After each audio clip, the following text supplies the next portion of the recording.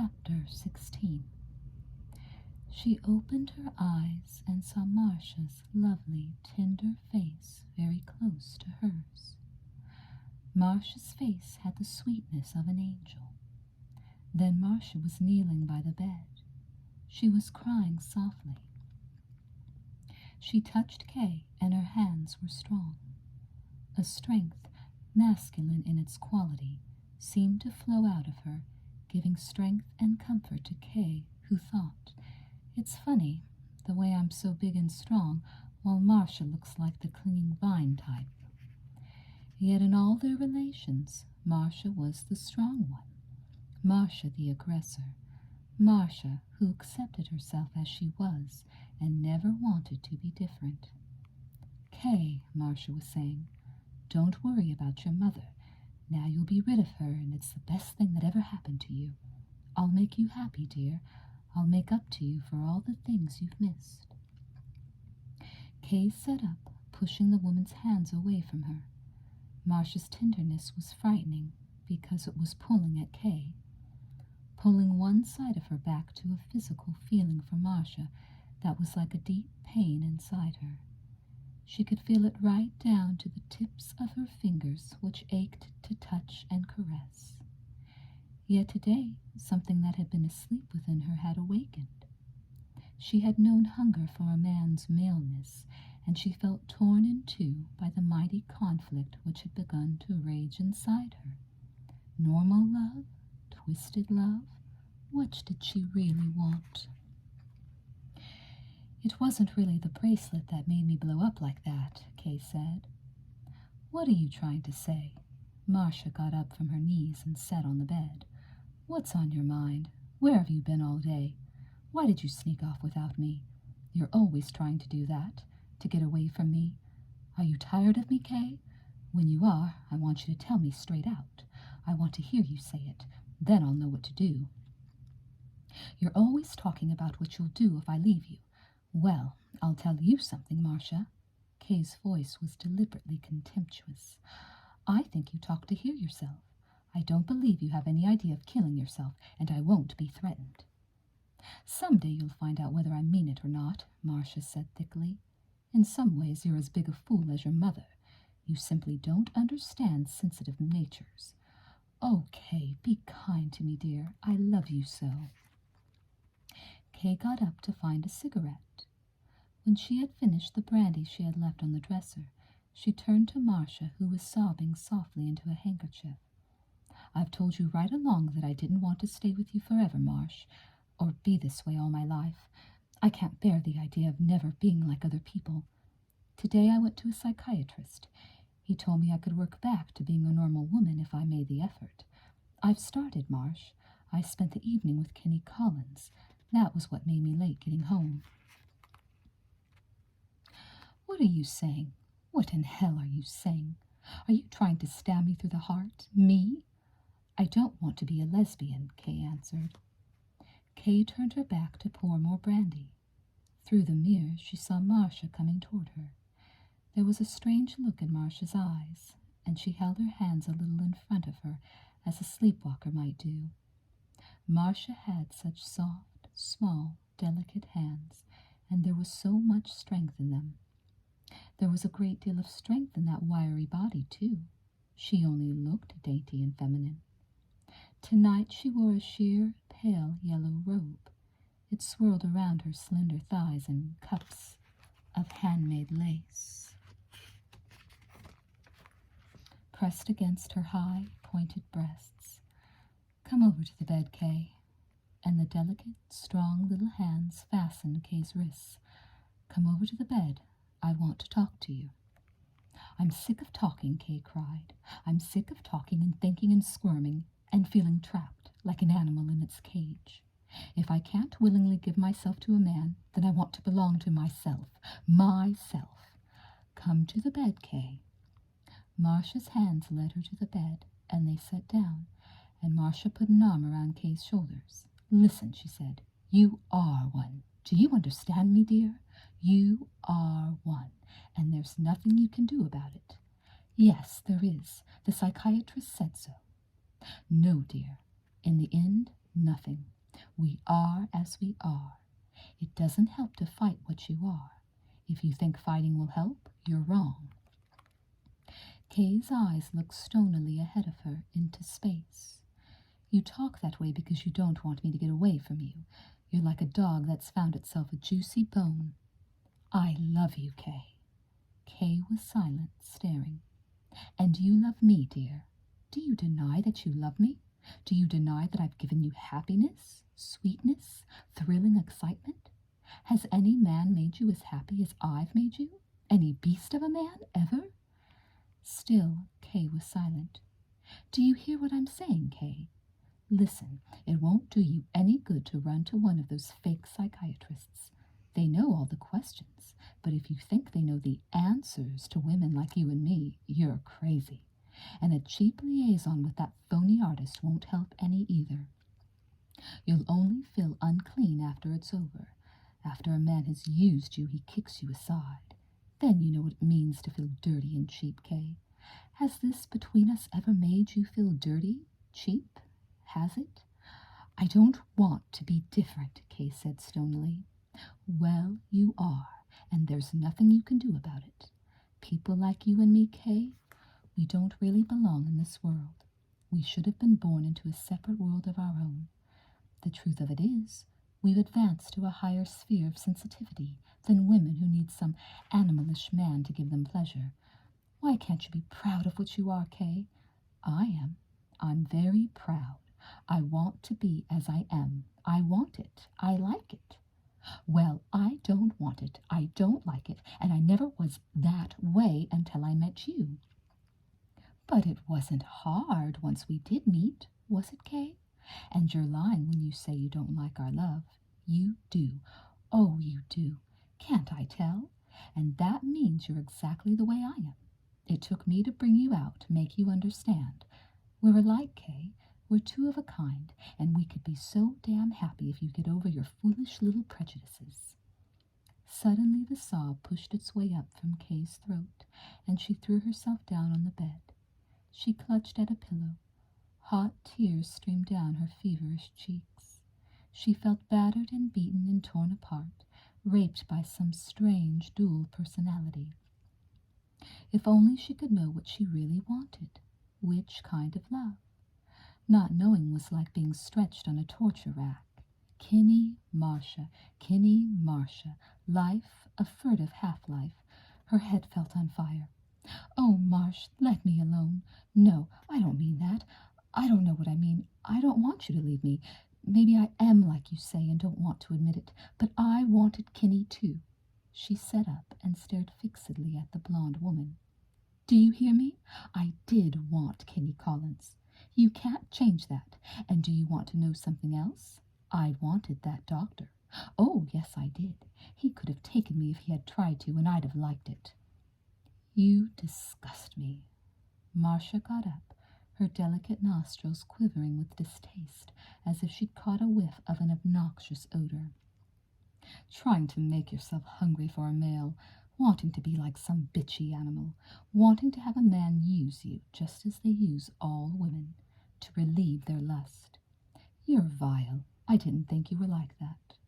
She picked up a chair and carried it to the closet. She got on it and began to toss bags and boxes down from a shelf. She got down from the chair and flung shoes from a lower shelf to the middle of the room. She came out of the closet with dresses and slacks draped over her arm. Kay said, "What's all that about?" "Sometimes you get an idea you've struck gold," Marcia said. "Fool's gold is what it always turns out to be. Go ahead and make a convenient station of yourself for a lot of lousy men. See how nice and clean and sweet that makes you feel." "Want me to help you pack?" Kay asked. Suddenly Kay got up and went over to her. "Don't go, Marsh. Don't leave me now, like this." "Well, you know what this is all about. I haven't tried to kid you about what I am. I didn't force you into anything either." "I know, Marsh, I know." The tears spilled from her eyes to her fiery cheeks as she put her arms around the woman. You have made me happy. I do love you. I'm just so awfully confused. Maybe I just don't want to give a name to my love. It's the name I hate, the idea. Maybe I can get used to all of it in time. I don't know, but don't go tonight, Marsh. What about Kinney Collins? Marcia turned her back and found a cigarette. Did you give yourself to him? She asked over her shoulder. Did you let him undress you and amuse himself with you as if you were a streetwalker? What was it like, Kay? Tell me what it was like. Then she whirled. No, damn you, you don't need to tell me. Don't I know? Haven't I been another busy little beaver, making myself a cheap convenience for the animal kingdom? That's what makes me so furious at you for doing it, because I know all about it. I'm the homewrecker, the third side of the triangle, the dizzy blonde, the delight of the bored married man, and quite a ball of fire at her specialty. That's the Marcia Graham the world knows. She gave a wild, shrill laugh. Believe it or not, little Marcia has been named in 3 divorce suits. That's how good I am when I play the other side of the street.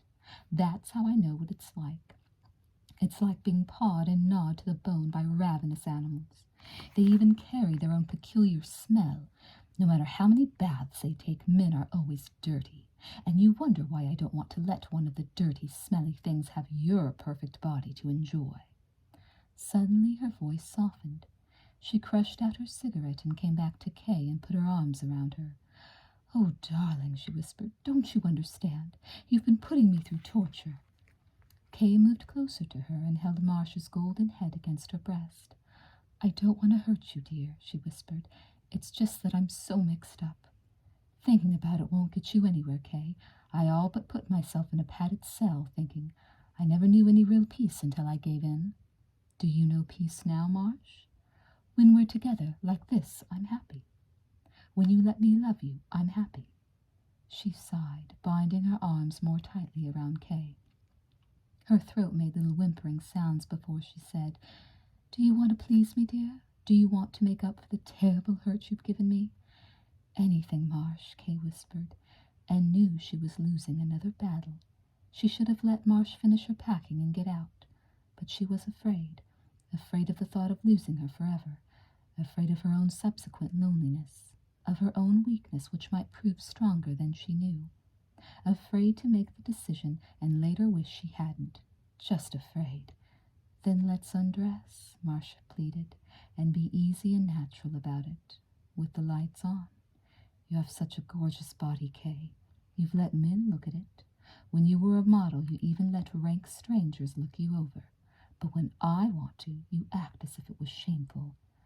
I get embarrassed, Kay whispered, feeling the fast beat in her pulse, and knowing that it was her own inner excitement which shamed her, deepening her own sense of guilt. I hate darkness, Marcia cried. It makes me think of dying. Someday I'll go down into eternal darkness. So will you. Let's keep the lights on when we're so terribly alive. Will you do it the way I want, Kay? Her hands were stroking Kay's shining hair. They moved to her arms, smoothing them gently up and down. Let's have it all, she whispered, and not be ashamed. Okay, Kay whispered back, trying to swallow the furious excitement in her throat. Her dress slid to the floor. Then the wild, dark madness took hold, and she was the aggressive one as she picked Marcia up like a doll, her own arms strong and eager, her hands a little rough, as she walked across the room with her dainty burden. Forgive, she whispered, her arms strong and possessive around Marcia's slender, bared shoulders.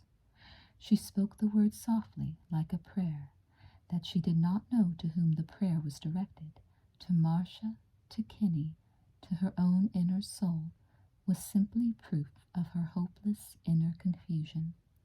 She did not know when the door opened.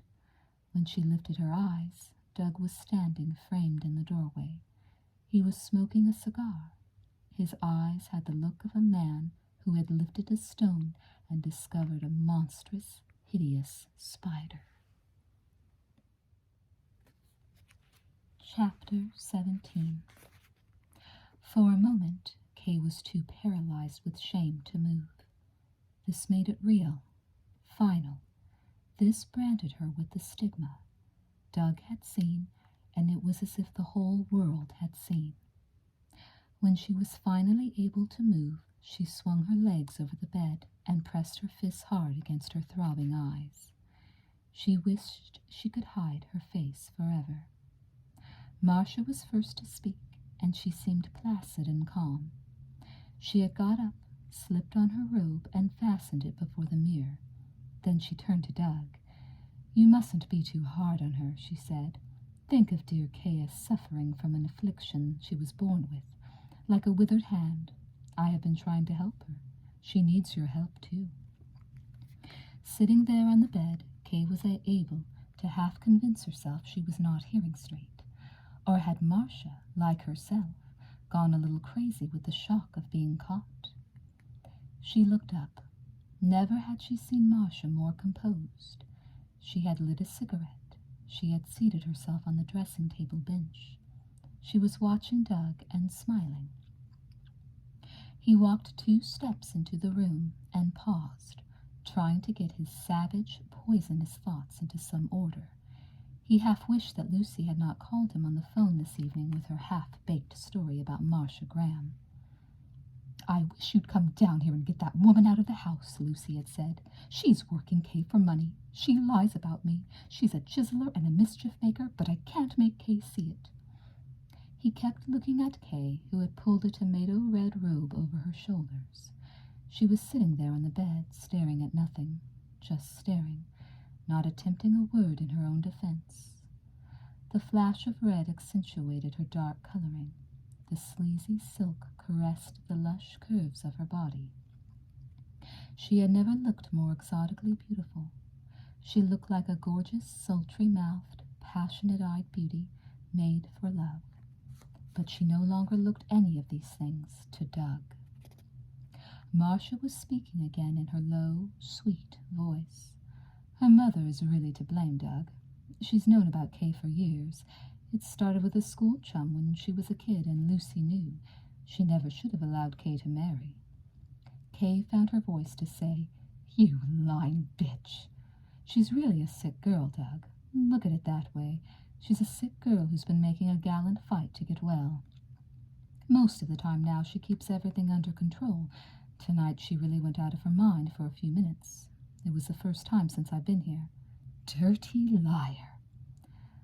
My lovely, exquisite, shy, reluctant, virginal bride." It was the first time Doug had spoken. "My cool, frigid iceberg of a wife. Some day I was going to bring her to life, and everything was going to be so wonderful." He spat on the soft, blue, heavy-piled rug. "Hell, what a jackass that makes of me. I ought to go somewhere and have my head examined." Kay looked straight at him at last and spoke carefully. "Why don't you just go, Doug? I'll get out of your house tomorrow. I'll never bother you again. Isn't that fair enough? I'm trying to decide whether to kill you before I go." "She's your wife," Marcia said gently, "and she's a sick girl who needs our help." Doug looked at her directly for the first time. "Why don't you get the hell out of here?" "Kay needs me. I'm her friend, and I'll never desert her as long as she needs me. Never." "You're a fine friend," Doug said. "Yeah," Kay agreed grimly. "You sure are." But she was too sick and weary to try to defend herself against Marcia's monstrous pretense. What difference did it make, anyway? But now he knew the truth of it. He had been had from start to finish by the worst kind of fake and cheat. He turned and looked at her again, and Kay got slowly to her feet. She wanted it to be over with, more than anything in the world to be left alone in peace. If he had any shouting and name-calling to do, any blow to strike, why didn't he go ahead? It occurred to her abstractedly that when a defendant was on trial for a crime, the thing to do was put up a defense against any lying accusation. Was she going to let Marcia get away with her outrageous deception? Yes, because she had neither the will nor the strength to fight it out. "Well," Doug snarled, "haven't you anything to say?" "Only that I wish you'd go. I won't make any trouble for you, Doug." "You won't make any trouble for me," he shouted. Now ain't that a hot one? Me, who waited until I was 42 years old to marry because I was waiting to pick something really good. So I pick a lemon like you, and you won't make any trouble for me? Well, I'll be damned.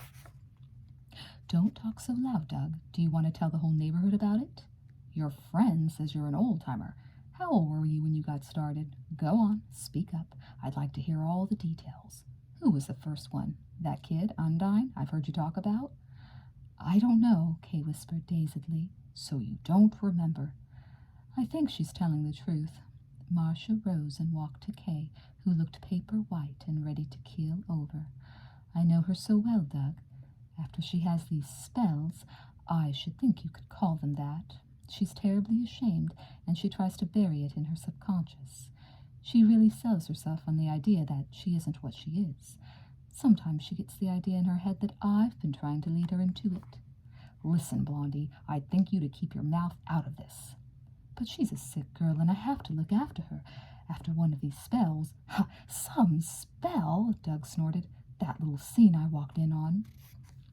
Like most men, Marcia observed coolly, I'm afraid you have very little sensitivity or understanding.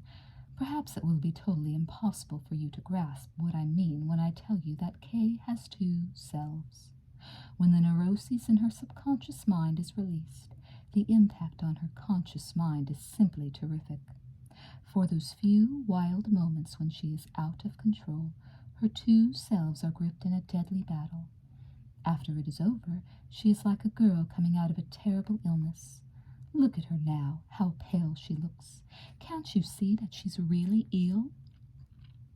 My poor Kay, Marcia touched her arm lovingly. Listen, Doug said, I don't want to hear any malarkey about Kay's subconscious. She knows what she's doing and what she's after, and so do you, you blonde witch. You're two of a kind. That's why you hold up together in my house, living on my dough, making a spectacle of yourselves driving around in my car, using gas my money buys, using me for a sucker, and figuring you'd get away with it. For the rest of time, making a fool of me, a laughingstock, people whispering, abnormal, my wife. The cumulative effect of what he had witnessed, plus his savage anger, his humiliation, the frustration of a year of marriage to an unresponsive woman, and now knowing why, made him mute for a moment. Then he started to retch. It came in one spasm after another. In between he cursed like a stevedore. His face turned purple. Marcia put her arm around Kay, muttering, Look at the sickening pig. Kay pushed her away. Don't touch me, she snapped. She just looked at Doug. It wouldn't have surprised her to see him fall over with a stroke. What a mess, Marcia said, but amusing, too. Her soft chuckle became an outright laugh. She strolled over to the dressing table and lifted the brandy bottle to her lips. She toyed with the lamp fashioned from a Chinese vase, flicking the light off and off again. She fluffed her hair. She isn't sane, Kay thought. Then she heard Doug fighting for breath as he came toward her. Kay was scared. His heavy shoulders were hunched, his head pushed forward. He looked more like a bull than a man, a bull having a convulsion. You're not going to get away with what you've done to me without paying for it. Doug! It was a terrified scream. His hands were at her throat. I want to kill you, and maybe I will. My wife, a queer. Suddenly Marcia was behind him with the Chinese lamp base lifted in her hand. She brought it down over Doug's head, and he gave a curse of pain as his fingers loosened and he fell backwards. As Kay labored for breath, she heard the sickening sound of a man's skull being mercilessly battered. Kay tried to cry out, but no sound came from her throat, which felt paralyzed. She saw blood trickling across Doug's forehead, the dark stain weaving irregularly like a line on a map. Then she saw Marcia on top of him, kicking and clawing and hammering his head against the floor. She looked like a ferocious little animal. She's going to kill him, Kay thought. For a moment she just watched and massaged her bruised, aching throat. She did not know what to do. In a detached kind of way, she wanted to help Doug, But he had had no mercy or pity for her, and a few minutes earlier he would have choked her to death if Marcia hadn't stopped him. Then life began to flow back into her, and with it came the reaction of a compassionate human being. "Stop it, you maniac!" she screamed. She wrapped her strong arms around Marcia, got her wrist pinioned, and pulled her off of Doug. When she got Marcia to her feet, she had to continue to hold her, because Marcia was like a mad thing who had tasted blood and found it good. She squirmed and fought and kicked to get free, and then she bent her head and sunk her teeth deep into Kay's arm. Kay felt the flesh break, the blood come, and still she held on. Then, very suddenly, an eerie, horrible thing happened.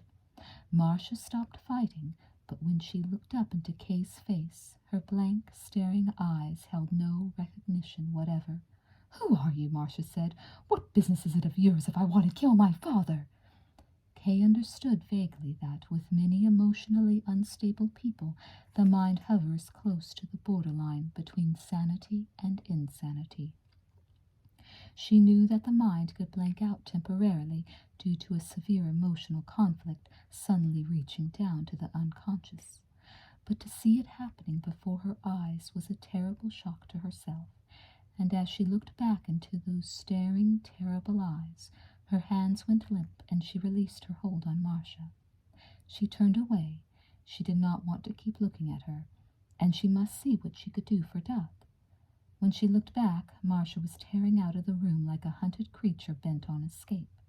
It was a terrible thing to allow her to leave the house that way, a crazy woman, her hair wild, mumbling to herself, wearing only a sleazy negligee.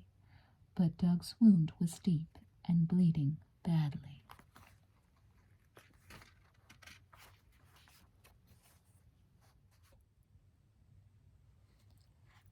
Chapter 18. Kay stood alone in the room, staring down at Doug. She was very sure that he was not dying, but she should be rushing to the phone, calling a doctor, calling an ambulance, perhaps calling the police. She felt perfectly helpless to do anything, and it struck her that this was the first time in her life she had ever been called upon to take responsibility in a crisis. She did not know how. She was afraid. Lucy, she thought. Her mother. She was good at taking hold. She would know what to do. How peculiar it was that all the screaming and battling had not brought Lucy already. Well, that was one thing Kay was able to do. Run for Mama, she thought bitterly. That's me, the 14-year-old kid, depend on Mama when the going gets rough. Was that part of what the psychiatrist had tried to explain to her about herself? Lucy was not in her room. There was a note pinned to her pillow. "I've got too much pride to stay where I'm not wanted. Your loving, heartbroken mother." So now it was all up to her. She went slowly to the phone in the alcove off the living room. She dialed the operator. She said there had been an accident. Her husband was badly hurt. Would the operator please send a doctor, any doctor, as quickly as possible? "The address, please." For a moment, Kay could not recall the address of her own house. "I'm like a frightened, confused child," she thought. "I don't react like a grown woman. Something happens and I'm just a baby, scared of the boogeyman." The boogeyman, that again. She managed to collect her wits, recall the street she lived on, and the operator said with crisp efficiency that she would send someone as soon as possible. While she waited for the doctor, Kay wandered around the living room, smoking one cigarette after another. She was afraid to go back to the bedroom, because she was afraid of what she might find. If Doug were dead? She stifled the small scream which rose to her throat. Her teeth were chattering. I've never seen a dead person. She was afraid of death. She was afraid of life, too. Afraid to grow up and be a real woman and take the responsibilities and obligations that went with womanhood. She forced herself to go back to the bedroom presently, terrified of what she might find. Doug was moving, groaning. She walked over to him and looked down. He opened his eyes to her. "Baby," he muttered, as if he still loved her. He was delirious, she imagined. He couldn't remember, but at least he was alive. "I've called a doctor," she said gently. "He should be here any minute now." "Give me some whiskey," he begged feebly. She brought some whiskey. Kneeling, she let it trickle through his lips from a spoon. "I love you, Kay," he muttered. "I'm sorry as hell for what I tried to do to you." Her lips worked and the tears rushed to her eyes, but she still believed he was delirious. She got up and walked to the dresser and stared at herself in the dim mirror. "It's really no wonder that all this happened," she thought. "Something ugly and terrible was bound to happen because it's been brewing ever since I was a baby. But there's no use in blaming anybody except myself. I didn't have to let Lucy dominate me the way she did. I could have stood up for my right to grow up. I could have demanded a life of my own. She couldn't have stopped me if something deep inside me hadn't been willing to remain a little girl."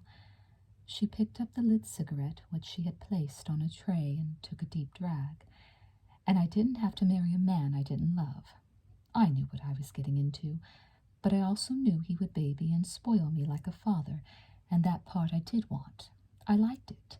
I liked Doug as long as he stuck to being a kind, generous, indulgent older man who brought me lovely gifts and made life easy for me. But I didn't want to do my part. I didn't want to be a wife. I just wanted to go on being a little girl, and I went into a tantrum every time Doug demanded his rights as a husband. And then Marcia came along, and for a while it was like I was living through my kid days again. You got stuck at 14. I never really had a thought about that other thing until Marcia started it. But don't blame her. You didn't have to give in. You know you wanted to, even though you were afraid and ashamed. Well, Dr. McArdle says there's an explanation. He says it's all tied up in one deadly little package. You're never growing out of adolescence and this other. Maybe he's right. I can't understand a lot that he said, but I hope he's right." She heard the knocker lifted at the front door. Half an hour later, the doctor, a youngish man with kind eyes, was telling her, "Mrs. Slater, if I take your husband to the hospital, a number of questions will have to be answered. And since there is obvious evidence of violence, I shall have to report the case to the police." But, he added, he felt reasonably sure that Mr. Slater would pull through. The head wound was deep and painful, but he doubted that there was any concussion. He disliked subjecting people to unnecessary embarrassment. He was willing to risk not reporting the case if she would take the responsibility of nursing her husband. "Of course I will," Kay said. "You, Mrs. Slater?" He pointed out to her that her husband was a seriously ill man. He was running a dangerously high blood pressure. For the next few days he would need constant attention day and night, and without help he should not be allowed even to turn or lift an arm. He mentioned the possibility of heart failure from any small, unnecessary exertion. Kay said, "No, doctor, I'm not afraid." The young doctor had put Doug under opiates. He told Kay that he would sleep quietly for several hours. It seemed hard for him to make up his mind about leaving Kay in charge. They stood in the living room, and the young man studied her thoughtfully. He saw a magnificent specimen of a girl, strong, capable-looking. He took her for the athletic type. Allowing for the fact that she looked weary and showed the strain of a terrible shock, she radiated good health. She should be perfectly competent to take care of a sick man. Still, the doctor hesitated. A man in his profession learned to sense when something was wrong. He sensed something here without being able to decide what it was. "Have you had any experience at all with nursing, Mrs. Slater?" he asked doubtfully. Kay was silent for a moment. Then she said, with frankness that astonished even herself, "Dr. Clinton, I have never had any experience with taking responsibility. If you want to know what I'm really like, I'm a spoiled child who has spent her whole life trying to stay a child. My mother sacrificed a lot for me, much of her own happiness. But all I can see is the wrong she did me, and I hate her for it. It has been the same way with my husband. In many ways, he's the kindest man who ever lived.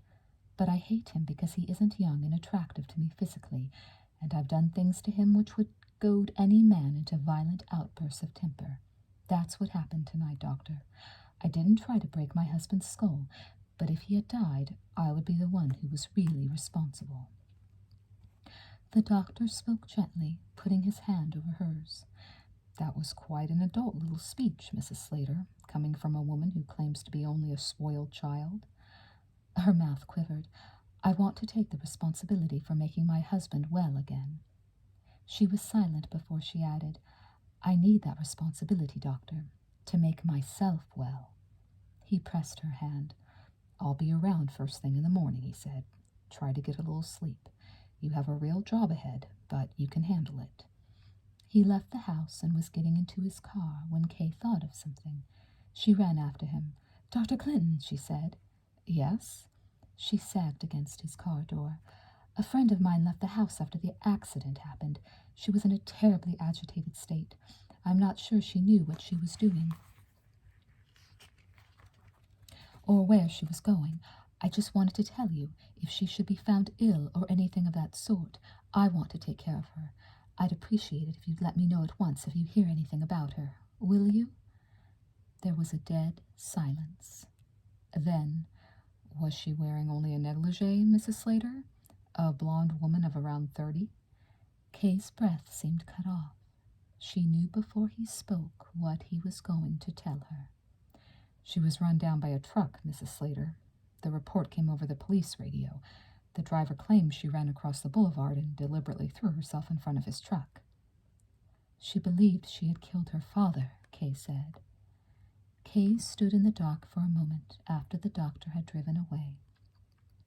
The tide was high tonight, and she could hear the waves pounding the beach. She thought about Marcia, who had really died a slow, lingering death. Tonight, when she let a roaring gas truck break her slight body, was only the end of it. The isolated road was very quiet. Suddenly, even the ocean seemed to have quieted. Kay felt scalding tears in her eyes. She understood that she was crying, not for the horror of Marcia's death, but for the horror of her life, and because there was no one in the whole world who would really grieve because Marcia was gone. All that Kay could feel was pity, no hate, no resentment, no sense of loss of a loved one, simply pity, and it might have been for someone she had known a long time ago. She knew then that she had never really loved Marcia, and that she need no longer be afraid of herself. Sighing, she brushed the tears from her eyes and went back into the house. Chapter 19. It was a bright, sunny afternoon in late September. Kay sat relaxedly in a low easy chair in the bedroom. She was smoking and watching Doug with a wary eye. Well, Doug said briskly, it's time for you and me to discuss business, baby. He had been pacing restlessly around the room, cigar in his mouth. He had been close to dying, and he had taken a long time getting well, but now he was over it, and he looked wonderful. First of all, Doug said, I want to tell you I've decided to overlook that whole unpleasant affair. Hell, I'm broad-minded. I know what goes on in the world. I've even read a book or two. He chuckled. Apparently he felt he'd pulled a fairly good joke. A lot of people, men and women both, do a little experimenting on the quiet, just to find out what it's like. Hell, I even did a little of it myself when I was a kid. Hard to find a man who hasn't, somewhere along the line. Same way with women, I imagine. Not that I approve, you understand. Don't believe in playing with fire. Too much chance of getting burned. However, I'm just trying to say that I understand how a thing of that sort could come about. Caught me off balance that night, of course. Made me sore. But I don't believe you're a lesbian, any more than I'm a homo. I figure you were bored and lonely. Your ma got on your nerves. I hadn't been giving you much of my time. Then that witch made a play, and you wanted a thrill. Am I right? Kay said nothing. She turned her attention to lighting a fresh cigarette. hell," he went on. "I know one of those birds when I see one, and you just aren't the type. Now I'm willing to overlook the whole thing. Just forget it, see? Then you and me start over. And I do mean start over. Somehow we got off on the wrong foot the first time. You never warmed up the way I wanted you to, and I used to get sore about it. Blamed you, as a matter of fact. Well, maybe I was partly to blame. Maybe I should have gone about things a little differently." "How do you mean, differently?" Kay said, but she did not look at him. "Well, I shouldn't have rushed you. Easy does it. That's the way an old guy should figure when he marries a beautiful young girl. But me, I couldn't wait. I suppose I scared you to death right at the start, and that's what loused up the whole works. Am I right?"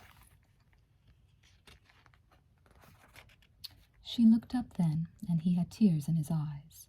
She felt sorry for him, and she wanted to be kind to him, but he was talking stupid nonsense, and he ought to know it, and if she tried to kid him along now, it would be the final cruelty. He drew a chair up close to hers. "I want to take you back to the city with me tomorrow," he said. "If you want to sleep in a room to yourself for the time being, okay.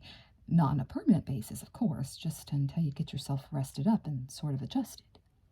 Kay smiled. She asked him if he thought that would be as easy as it sounded. Doug said no, it would be hell. "Every time I look at you, I'll be wanting you. I want you right now."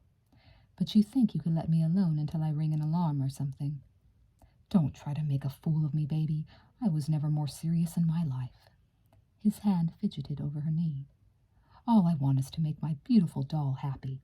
You've been so good to me while I was sick. And after that night when I damn near killed you, how do you think I feel when I think about that? I'll tell you how I feel, like a low-down rotten skunk, like I ought to spend the rest of my life on my knees before you. That's what I want to do, kneel to you, spoil you. From here on, you don't need to turn a hand unless you want to. We'll eat out. I'll get a cleaning woman to come in 3 times a week. All you need to do is rest yourself, go to shows, go shopping, keep yourself young and beautiful for me. That's what I want, to spoil you and keep you young and beautiful." "You call that a life?" "Well, what about it?" he said in a kind voice. "I don't want to be a beautiful doll," Kay said. "What?" "A doll," Kay repeated. "I've been one all my life. I'm tired of it." "You don't seem to appreciate all I'm offering to do for you, Kay." "Thank you very much, Doug. I appreciate your kindness very much." "I don't want appreciation. I want my beautiful, loving, passionate wife." "But I'm not your loving, passionate wife. I never was." "I don't want to rush you, baby. You just take your time to it." "That's very thoughtful of you." "This time you can write your own ticket. You can sleep in that separate room as long as you want, just so you don't keep it up too long, of course." "That's very thoughtful of you." "Stop saying it's thoughtful of me. I'm only trying to do what's right and best for both of us." "I know," Kay said.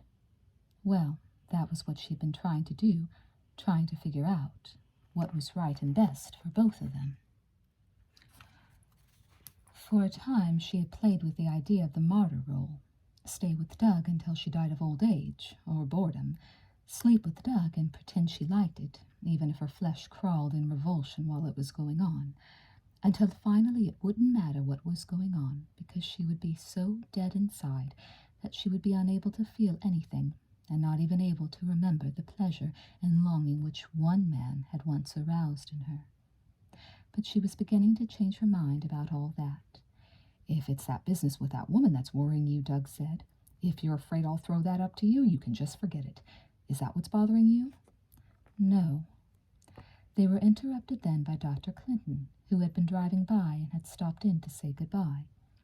He complimented Doug on how well he looked now that he'd taken off weight and put on a good tan. He complimented Kay on her fine job as nurse. He told Doug that he was an extremely lucky man to have a wife who could take hold in an emergency, and who was, in addition, such an extremely beautiful woman. He stayed less than 10 minutes, and when he was ready to leave, Kay went to the door with him, and they stood for several minutes talking. Kay said, "Dr. Clinton, you've seen me through one emergency. I wonder if you'd give me some advice about a different kind of emergency. Suppose a woman has wasted the early years of her life. She isn't sure what to do about the future. She doesn't want to spoil some more good years, but she doesn't want to find happiness by spoiling somebody else's life either. The young doctor looked at her steadily. You'll never make somebody else happy, Kay, by making yourself miserable. Isn't it ever your duty to try? He smiled, patting her hand. You won't spoil his life, Kay. You may put a crimp in his ego and give him a few bad nights. That's about all. When she returned to the bedroom, she took one look at how like old times. Aren't you feeling well? She inquired, Doug's narrowed, suspicious eyes. Well, she thought wryly, sweetly. What were you whispering about to that guy? He barked. Why do you always have to go tripping to the door with him? Have you been having an affair with that buzzard? Have you? He walked over to her, and his hands came down hard on her shoulders. Is that what's been going on all these weeks, while the two of you had me chained to the bed? So sweet and thoughtful and considerate. So afraid I might have a heart attack if I got out of bed by myself. What a racket. What a pretty little scheme to keep a husband safe in the back room, while the wife and the doc have a time for themselves in the front room, and I fell for it. Kay's heart began to pound with anger, and he was keeping at it. And after the sucker I've been for you, ready to go on playing the sucker, spending my dough to make life easy and soft for you, ready to overlook a certain matter which doesn't bear mentioning. And if I stayed with him, Kay thought, he'd keep bringing it up until the day I die. He'd never trust me out of his sight with either men or women, so he'd try to keep me under his thumb, and I'd never be able to call my soul my own. Why, Kay thought, suddenly seeing it very clearly, he's just another Lucy. And if she wanted to grow up and stay grown up, her only chance was to get out. 5 minutes later, Doug was sorry for what he had said and done, regretful at having bruised her in his jealous anger. Darling, I didn't mean all that, baby. She looked at him. Again there were tears in his eyes. It's just that I'm so nuts about you, and there are limits to a man's endurance, Kay. Suddenly Kay was struck by an idea which was startling, simply because she had never thought of it before. Why not give the guy a break? If she worked at it, really worked at it, gave it all she had, there was always the chance that Doug might give her more pleasure than she thought. If not, well, it would be a little gift for him to remember her by. She said, smiling, Wait just a minute, and she ran to the bathroom. When she returned, it was all the beauty in the world walking toward him. It was lush lips, heavily lidded eyes, and dark, shining hair swinging over satiny flesh, which became part of the full, high mounds of her breasts. It was the exquisite curves of swaying hips and long, beautiful legs, tapering down to slender ankles and high-arched, slender feet. It was all of the tempting, sweet-smelling softness of flesh which the male covets and lusts to taste and enjoy and ravish and embrace in tenderness from the cradle to the grave. It was Kay, more beautiful and ripe and desirable than Doug had ever before seen her. I'll try to make this good for him, Kay thought, as she fell backwards on the bed and reached out her arms to him. I won't let myself cringe or stiffen up or fight him or hate it, or close my eyes and try to imagine that he's somebody else. I'll give the guy every break that's coming to him. I do owe him that much. The rest is up to him. Later, Doug lay quietly beside her, murmuring how wonderful she was, how wonderful love was. Oh, we're going to have a fine life together from now on. He and his beautiful baby doll, who at last had come to life. Kay lay motionless for a long time, her eyes closed. She tried not to listen to what he was saying. She knew now that there was no hope for them, and she'd be a fool to go back with him. She was not quite sure what she felt. Pity for the poor devil? Anger? Frustration? Possibly all three. But she was sure of one thing. Baby doll wasn't having any more. She waited until Doug fell asleep. Then she got up quietly and dressed. When she left the house, she took only an overnight bag and less than $100 in cash. An hour later, she was on a bus heading for the desert, where Kinney was living in a trailer and doing desert paintings. Kinney was her future. She knew that now, just as surely as she knew that she had outgrown a marriage which had been a return to a father-daughter relation, and in a an abnormal love affair which had been a schoolgirl fixation. Now she understood that she had never loved Marcia, neither did she hate Doug, but already all of it seemed far, far in the past. She was tired of thinking about it. She was through with it. She was a big girl now, grown up and ready to start to live. She was going to live it with Kenny, if he still wanted her. She was sure that he did. Presently it grew dark, and the night lights flickered on inside the bus as it moved into the open country and picked up speed. Kay rested her head against the chair back and closed her eyes. Her mouth curved in a slow, dreamy smile. The first time she saw the desert, she had fallen in love with it. A few months ago she had fallen in love with a man. It was good to know that she was on her way to both of them. The end.